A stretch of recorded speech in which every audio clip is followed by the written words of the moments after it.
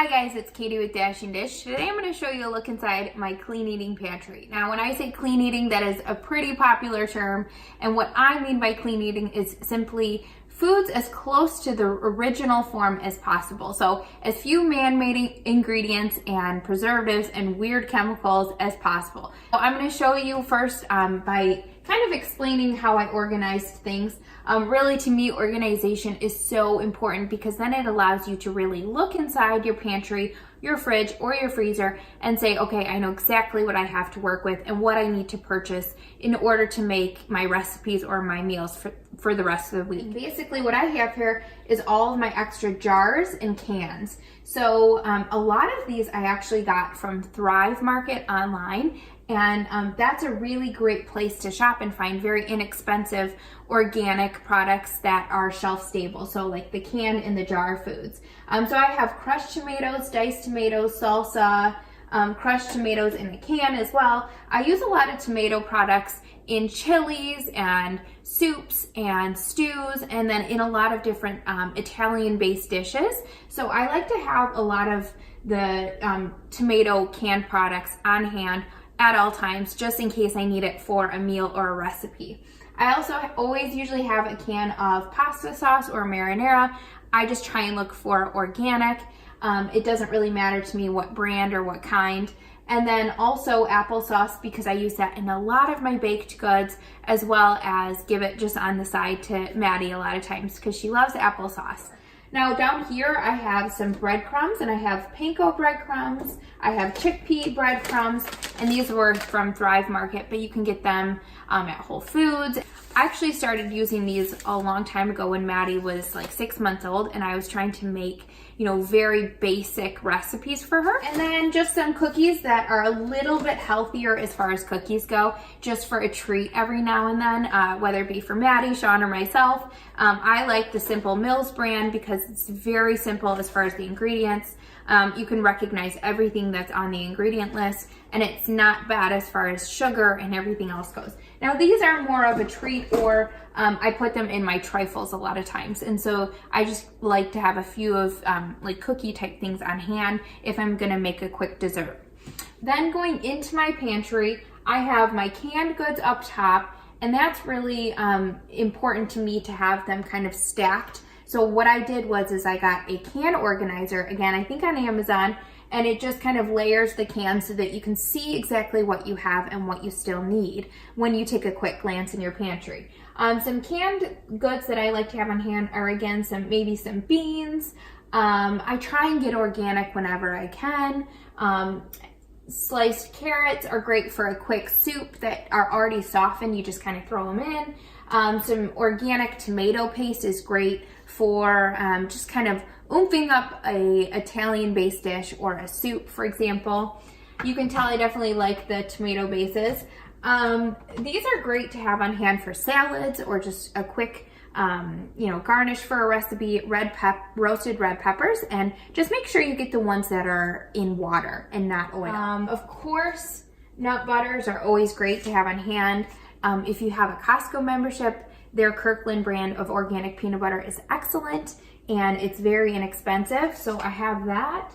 And I also have in here a whole basket of oils and vinegars. And so what I do is I just have them all in one little basket, and so they're very easy to pull out and find. A few of the vinegars that I have are organic apple cider vinegar, red wine vinegar, I have some avocado oil and coconut oil. And so I like to, if I'm going to use oils, choose the healthier ones, such as avocado or coconut oil, versus, you know, all the funky ones like vegetable oil. Because I always say, if you think logically, you can't extract oil out of any vegetable, so it kind of makes you think what's actually in that, right? But we do know that avocado and olives and coconuts naturally have oil in them, and so if we extract oil out of those food products, then we know that it's natural, not man-made.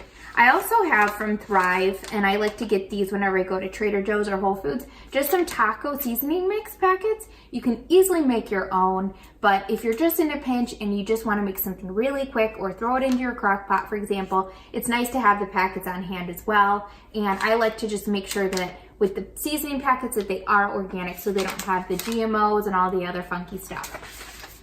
Moving on, I also like to have in baskets. Well, really, I like to have everything in baskets because it helps everything kind of just be organized. But I have some snacks here. Now, I will tell you that we are not really a snacking family. For the most part, if we do have snacks, it's things that are real foods, like fruits, veggies, cheese sticks, or even homemade baked goods that I make. Versus just packaged stuff. But if we're on the go or we need something really quick, just a quick snack, or even just kind of a craving crusher, I do have some healthier options on hand. So some things that I like to have in the snack basket are these cheddar cheese crisps, and these are great for salads or just to add some crunch to a dish. A lot of times I'll give them, just kind of sprinkle them on top of some of Maddie's food, and that kind of gives her food some texture, and then she'll automatically start to eat it if she sees these on top. And they're just cheese that are just kind of dried and then made into a crisp. Also some carrot sticks. So these are just dehydrated carrots that are kind of crunchy. And so if you're looking for something crunchy, then that's a great option. It's just made with organic carrots and some organic oil and some salt. That's it. And then some popcorn that I actually put into individual bags. And this is just organic popcorn that was air popped. And I find that if I pre-portion things into, cups, or so like this is like 2 cups in here, then it kind of preserves that notion or that mentality to just sit down with a whole bag of popcorn, and then you really don't know how much you ate and when your stopping and starting point is. So if you pre-portion things, snacks like popcorn, I find that's a really easy go-to as far as just getting rid of the craving and having a healthy snack without overdoing it. Next, moving on, is I have a whole little basket of just some snacks for Maddie. So things like these organic applesauce squeezes, and that's great, especially when we're on the go. I also like to give her these Lara bars because they're 3 ingredients. She loves them. They're dates, peanut butter, and peanuts, and that's it. So it's nice to know that she's getting a healthy treat or snack when we're on the go with him. And then I also have a whole basket of my fresh produce. So the great thing about that is it's right at the top and it's right where I can see it. And it's things like my spaghetti squash, my avocados, my onions, my bananas, things that don't need to be refrigerated. And, that way I can kind of keep them right in the line of sight so they don't go bad, like I said. If I do see that some of this produce is starting to go bad, I either A, try and make it as quick as possible, or I will do things like cut up the bananas and freeze them so that they don't go bad. I am a huge proponent of not wasting food. I mean, I hate wasting food. So I'll do whatever it takes to use up that food before it goes bad, even if you just give food away. And then on the bottom baskets, so these are baskets that I don't use the food as readily, and that's why they're on the bottom shelf, is things like my dried pasta and Peppa Pig is in my pasta basket. But that's what happens when you have an 18-month-old. That was not planned, by the way. So in my pasta basket, I have things like gluten-free chickpea pasta, and this is great because, and this I got on Thrive Market, but you can get it at Trader Joe's, at Whole Foods, at really a lot of grocery stores now carry lentil-based pasta or chickpea pasta, and that's what I like to use for pasta. My 1-year-old and my very picky husband will eat it as long as it looks like it's white and it's not funky looking, and so this is a great option to have. And it's really high in fiber, high in protein, only 200 calories per serving, so it's a great nutritional benefit as far as pasta goes. And it's not just the white pasta that's really not giving a whole lot of nutritional benefits. I also have some brown rice pasta, so some shells. And so different kinds of pasta is always great to have, so that you can kind of make whatever recipe you're looking into making. I have some gluten-free brown rice lasagna noodles. And then last but not least, I have down here my baking basket. And in my baking basket, I have a ton of chocolate chips and all kinds of chocolate that I put into recipes a lot of times. Lily's dark chocolate chips are my absolute favorite. You can get them at almost any health food store or online on Amazon. But if you can't get these, then the next best option at any general grocery store is Enjoy Life. And you can tell I use these a lot too. It's almost gone. But Enjoy Life brand is great as far as the ingredients go as well. And that's at every general grocery store. I also have things like graham crackers. These are gluten-free graham crackers.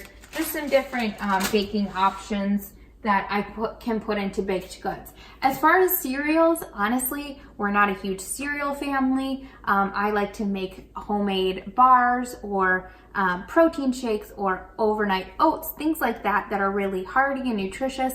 And for the most part, if we eat cereal, we're hungry within like an hour after. So if I do get cereal, I like to get things like shredded wheat or just plain Cheerios that Maddie can snack on. Or I happen to have a box of brown rice cereal that I plan to use in a recipe for like a healthier version of a Rice Krispie treat.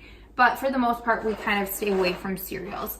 So I hope that this helped you guys get some ideas for your clean eating pantry. The number one thing that I would suggest when it comes to cleaning out your pantry is, first of all, really look for the ingredients that are kind of processed. Look for the white flour, the white pasta, the white sugar, things like that, and just kind of pitch those or give them away, give them to a food bank, and then fill your pantry with more nutritious ingredients or things with as few ingredients as possible.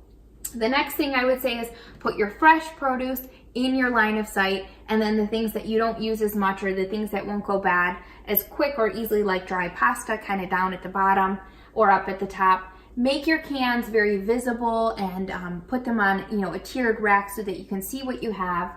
And then portion out some snacks. Have some portion control when it comes to things like popcorn or chips. And really have a few go-to on-the-go snacks that you and your family love in case you are running out the door and you don't have time to make something or even put something in a Ziploc bag. So I hope that this helped you guys today, and I can't wait to go over fridge and my freezer with you guys and give you guys some more clean eating inspiration. I hope you guys have a wonderful rest of your day.